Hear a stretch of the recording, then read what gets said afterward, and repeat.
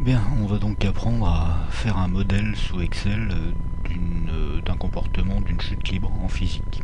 Donc j'aimerais par exemple être capable de prévoir au bout de combien de temps une chute libre est terminée si je connais l'altitude de départ.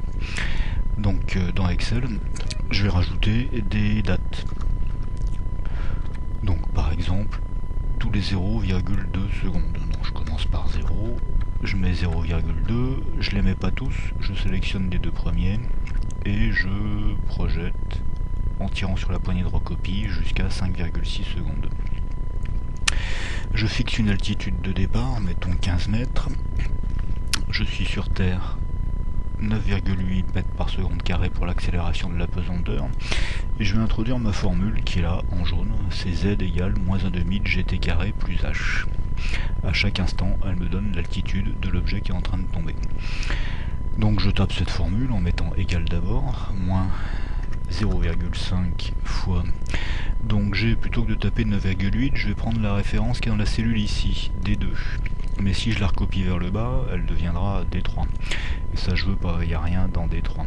Donc je vais la passer en référence absolue. J'appuie sur F4, il y a $1 devant le D, $1 devant le 2. Quand je la recopierai vers le bas, il y aura toujours $D, $2. Fois T, donc qui est ici, ça reste en référence relative, le A2 deviendra A3 tout à l'heure.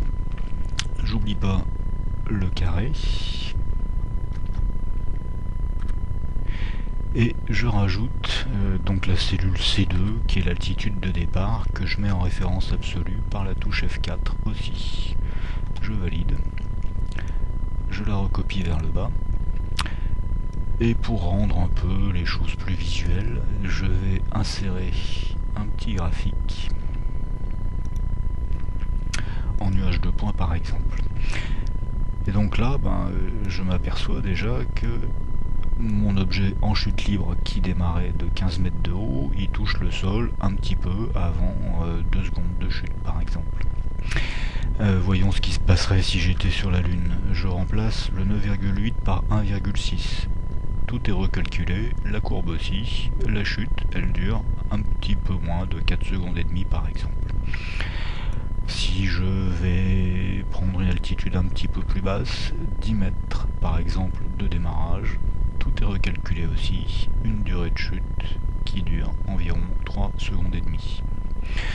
Donc voilà une manière de faire une modélisation mathématique d'un comportement physique d'un objet, ici une chute libre.